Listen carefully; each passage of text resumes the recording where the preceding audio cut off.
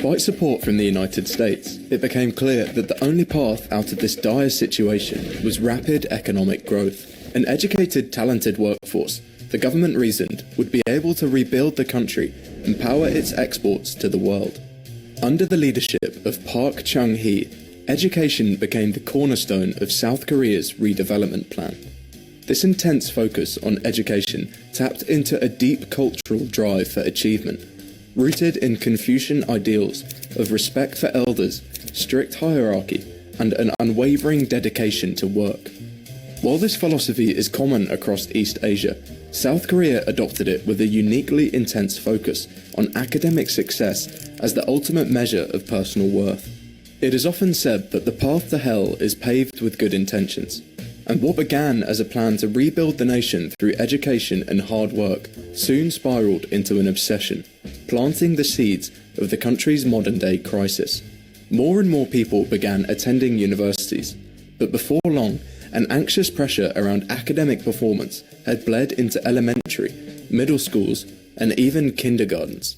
In 2020, around 1/4 of all Korean students expressed symptoms of depression, and in the last 6 years alone, the number of 6 to 11-year-olds treated for depression has doubled. As education became the ultimate vehicle for social mobility in South Korea, families were driven to extraordinary lengths to secure an edge for their children. This obsession gave rise to hagwons, private academies where parents pour vast resources to ensure their children's success. Today, these academies form a $20 billion industry, catering primarily to those who can afford the high fees.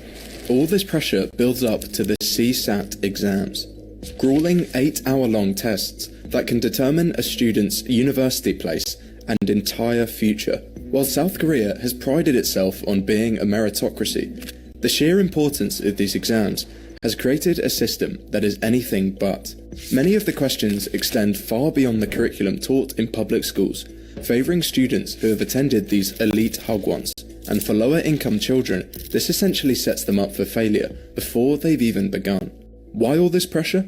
The ultimate goal for a Korean 18-year-old is to gain admission to one of South Korea's prestigious Sky universities, Seoul National, Korea, or Yonsei, seen as the key to a successful career and a brighter future. Admission to these universities is typically only granted to students within the top 1% of performers.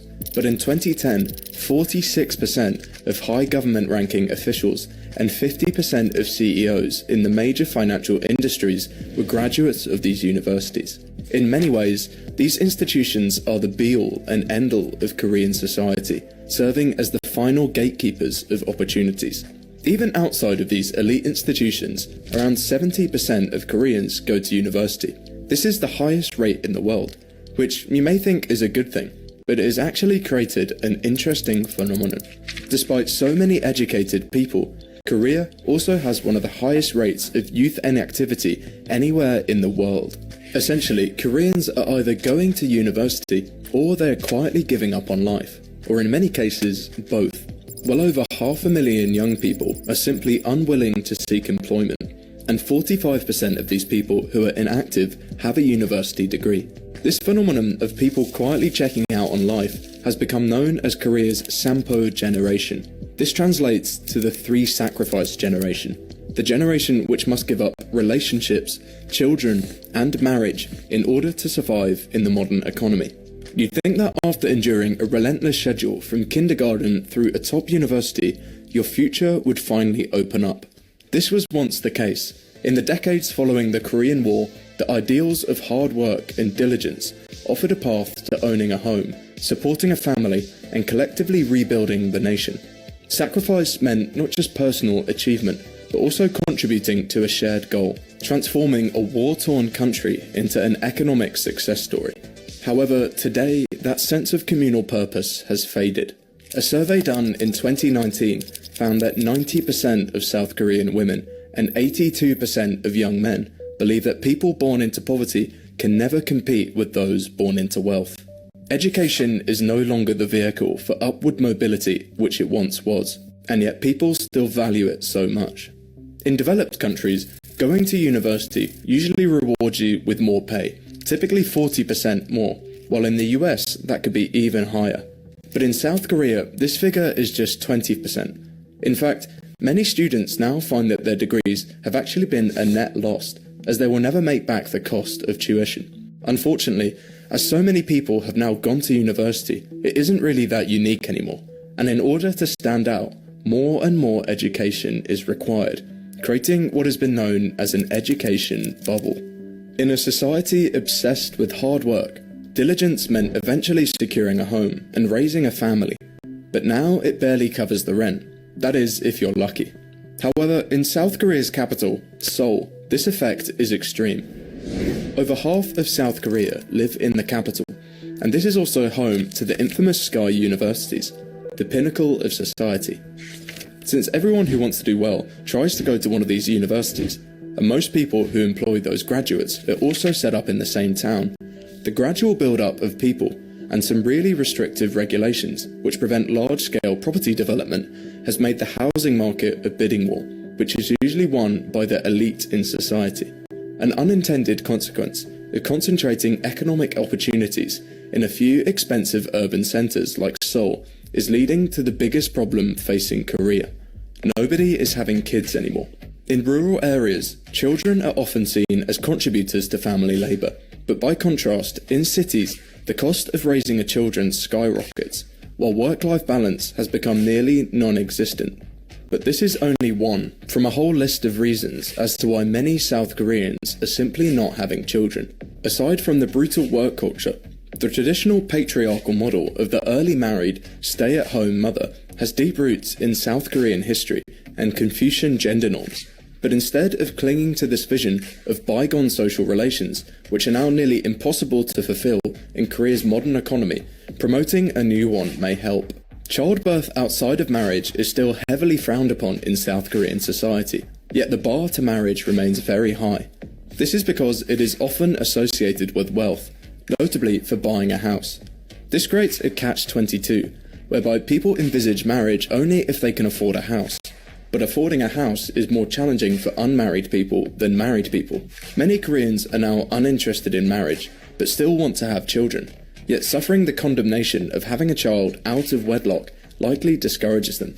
In 2022, only 2% of births in South Korea occurred outside of marriage. The OECD average is around 40%, and rises to rates like 60% in some countries like France. Giving legal recognition to non-married families would also help, and reducing social stigma around this area is one of the many levers the South Korean government can pull to fix the crisis, but one which they seem reluctant to do. What is adding to this problem and making people less optimistic about life is South Korea's job market. More specifically, the sheer domination of the entire economy by a literal handful of corporations. During South Korea's rapid industrialization, a few companies in particular came to dominate Korea's export success and in turn their economy. These are of course Korea's infamous chaebols. Companies like Samsung, Hyundai and LG, which placed members of the founding family in ownership of management positions. The top 5 taken together represent nearly 2/3 of the entire Korean stock market's value. But despite such dominance, employment in these companies only works out to around 12% of jobs in the market. The amount of money controlled by these companies has meant that employment in chaebols has become synonymous with stability, prestige and financial security. These family-owned corporate giants offer salaries and benefits that outshine most alternatives, granting them an almost magnetic pull on job seekers. In fact, Samsung alone is estimated to account for around 20% of South Korea's GDP, owning subsidiaries across almost all aspects of Korean life. This kind of corporate dominance is not normal. In the United States, the largest company, Walmart, accounts for around 2% of GDP. But aside from being absolutely terrible for smaller businesses, this dominant structure has bred a further wave of rigid hierarchy and toxic corporate culture. Korea's terrible work environment is well renowned for being one of the worst in the world, and has consistently been the worst place to work as a woman in the OECD for the last 12 years. Unfortunately, these strict hierarchies don't just lead to a stressful environment, but often have far-reaching consequences, not just for junior employees or newcomers, but for the entire society. This was made famous in Malcolm Gladwell's book Outliers, which follows the case of the 1997 Korean air crash in Guam. In this case, hierarchical structure prevented a junior pilot from reporting a critical error to his superior, contributing to the deaths of over 200 passengers and crew. But unfortunately, as Korea's economy developed, this hierarchy extended itself across society, where these chaebols were placed at the top of Korean society and devoid of any real accountability, particularly when it came to their relationship with the government. Historically, the chaebols have been seen as pillars of the nation's post-war economic success, and for decades, South Korean leaders have equated their achievements with national prosperity, essentially creating a relationship in which any criticism of these companies was akin to being unpatriotic. Politicians often rely on them for campaign financing and promote their successes as national triumphs, while chaebols lobby for favourable legislation and public policies.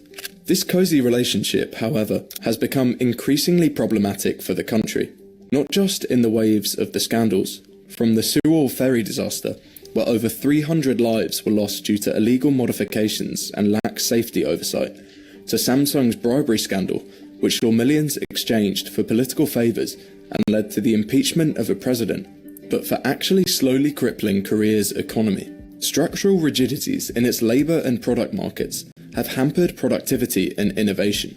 Excessive regulations, entry barriers for startups, and the dominance of conglomerates shield large firms from competition while stifling entrepreneurship. At the same time, rigid labour laws, such as the seniority-based pay and strong protections for regular workers, make it difficult for companies to adapt to technological changes and new opportunities. Ultimately, South Korea's struggles with low productivity and inequality stem from a combination of hierarchical cultural norms, systemic corruption, and structural inefficiencies.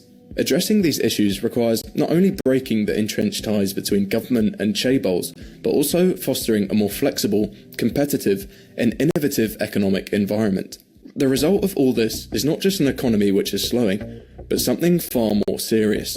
A society which is more suicidal, depressed, and ready to give up on life than any time in the country's history, and one which, unsurprisingly, people do not want to have children in. The response in Korea to their own demographic time bomb has been somewhat surprising, with some reasoning that the main issue may not be the rigid hierarchy or corporate-fueled expensive living, but in fact, feminism. While movements like 4B, which promote no relationships with men, certainly aren't making any more children, South Korea's demographic crisis far predates the rise of feminism as a widespread outlook and the 2017 Me Too movement. In fact, it was more than 40 years ago, in 1983, when South Korea's fertility rate first fell below 2.1, dropping to 1.5 in 1998, before reaching the worrying lows of 0.72 today.